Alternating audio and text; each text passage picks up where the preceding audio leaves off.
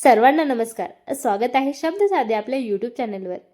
कथा आवडली तर लाईक करा आणि चॅनलवर नवीन असाल तर सबस्क्राईब करायला विसरू नका.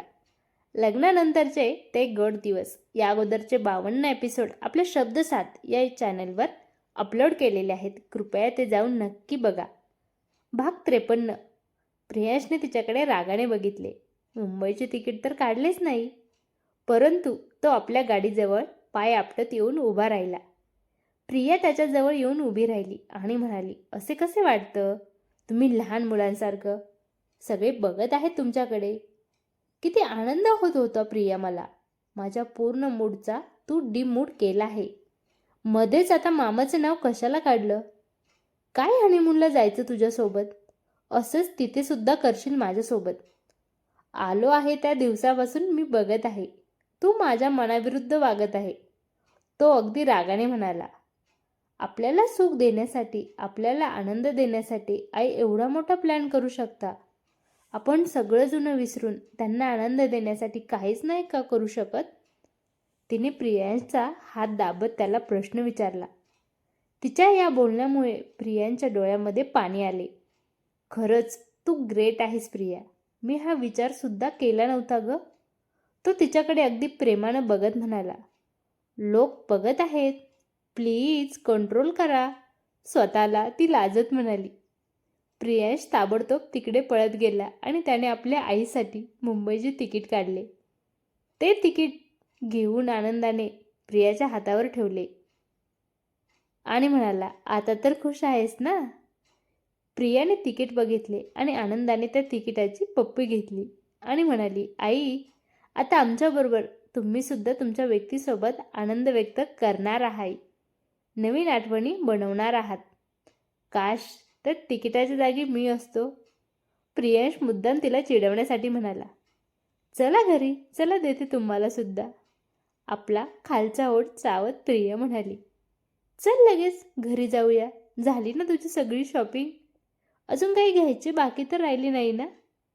त्याने तिला विचारले आणि गाडीवर बसला. झाली सगळी शॉपिंग, चला आता घरी. आई वाट बघत असतील.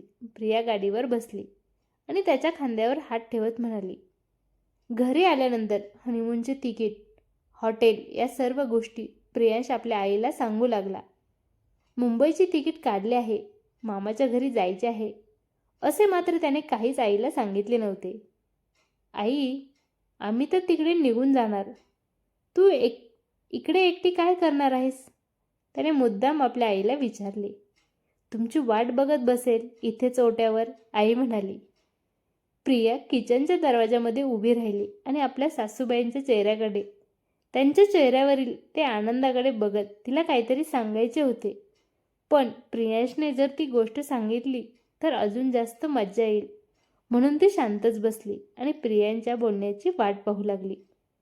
प्रियांशने प्रियाकडे बघितले आणि त्याला प्रियाच्या मनामध्ये विचार चालू होता त्याबद्दल त्यालाही कळतच होते. परंतु त्याला आपल्या आईला एक सुखद आनंदाचा धक्का द्यायचा होता, म्हणून तो मुद्दाम म्हणाला. आई, प्रियाच्या आईबाबांना, तिच्या भावाला तिच्याबद्दल किती काळजी आहे, किती प्रेम आहे ग. तुझ्या आईबाबांना आणि तुझ्या भावाला तेवढे असते तर किती बरे झाले असते. प्रियांचे ते बोलणे ऐकल्यामुळे प्रियाच्या आईच्या डोळ्यामध्ये लगेच पाणी आले. आपल्या पदरानं ते डोळे पुसत प्रियांशकडे तिने बघितले आणि म्हणाली. बाळा, माझे आई बाबा सुद्धा एवढे वाईट नव्हते रे. माझ्या भावाला सुद्धा माझी तेवढीच काळजी होती जेवढी प्रियाच्या भावाला प्रियाची आहे. परिस्थिती माणसाला तसं करायला लावते. त्यावेळेस परिस्थिती काय असेल, काहीतरी प्रॉब्लेम असेल म्हणून तर तो तुझ्याशी तसा वागला होता. हेच तुला आता समजून सांगायला.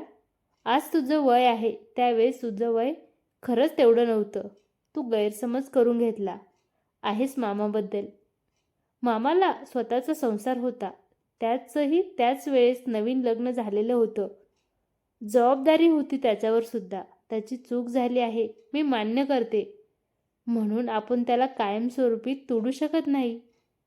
मामाला तोडण्याची भाषा कोणी केली? मी उलट तुझ्यासाठी मामाच्या गावी जाण्यासाठी तिकीट काढून आणलं आहे.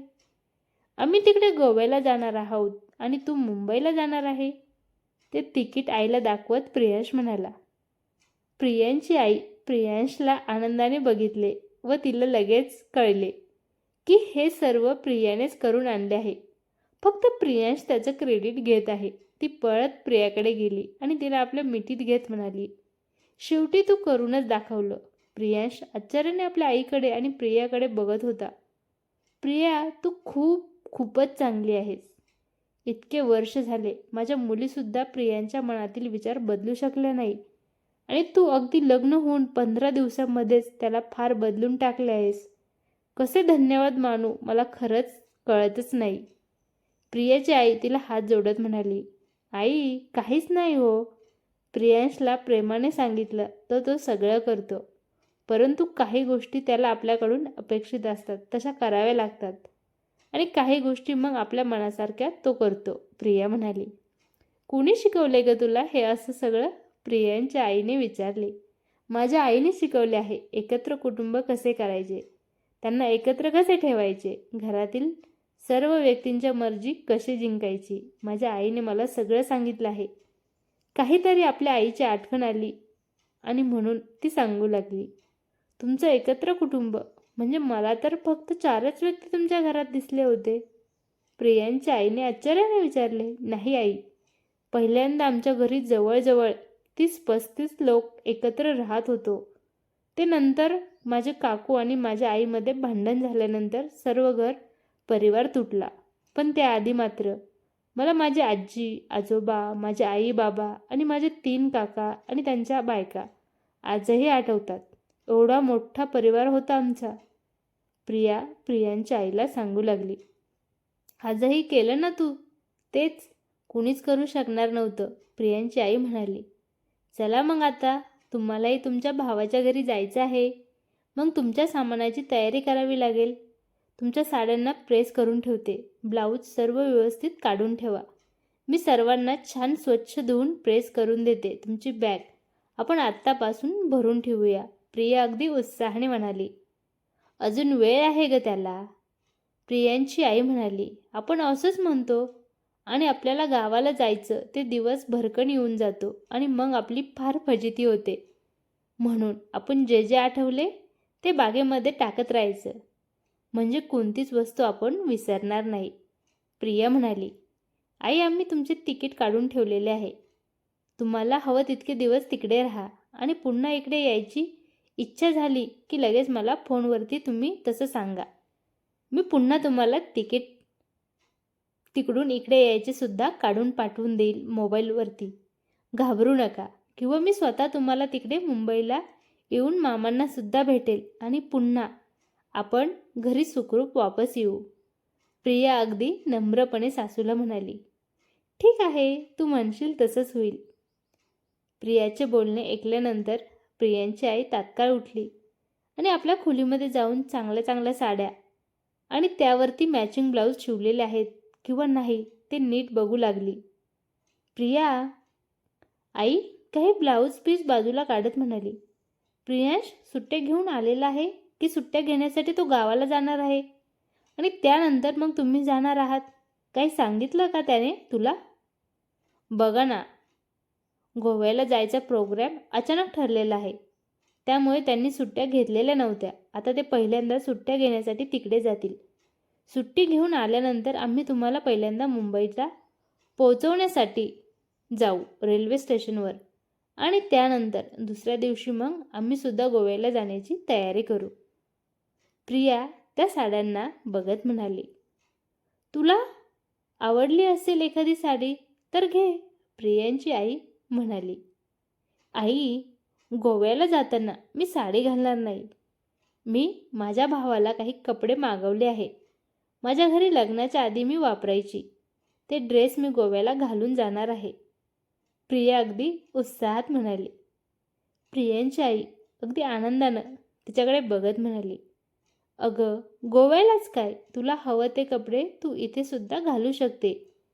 मी तुला कधी कपड्यांबद्दल काही बोललीच नाही.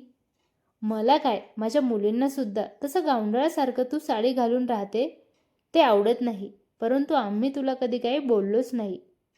आम्हाला वाटलं तुला साडी आवडत असेल.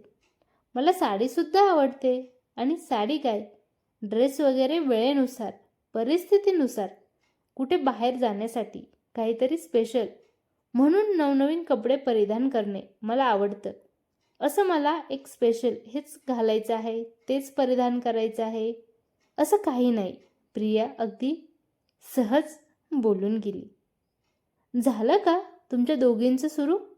स्वयंपाक वगैरे कुणी काही करणार आहे की नाही? की आता दिवसभर हे असं बॅगा भरायचे कार्यक्रम चालू राहणार आहे? प्रियांश स्वयंपाक करा ही आठवण करून देण्यासाठी मुद्दाम बोलला होता. कदाचित त्याला भूक लागली असेल. तुम्ही कशाला एवढा वैतागता? स्वयंपाक काय आम्हाला बनवायचा असतो? तुमच्या वेळेच्या आधी तुम्हाला जेवण दिले म्हणजे झालं ना. बस मग कशाला टेन्शन घेता तुम्ही? आम्ही अगदी तुम्हाला स्वयंपाक करा असं म्हणणार नाही किंवा बाहेरून असा आणा असं पण नाही. फक्त थोडा वेळ तर होऊ द्या जेवणाची. मग आम्ही स्वयंपाकही करतो आणि तुम्हालाही जेवायला देतो. प्रिया त्याच्याकडे बघत म्हणाली.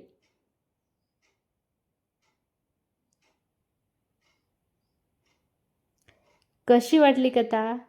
कमेंट करून नक्की सांगा. आवडले तर लाईक करा आणि चॅनेलवर नवीन असाल तर सबस्क्राईब करायला विसरू नका.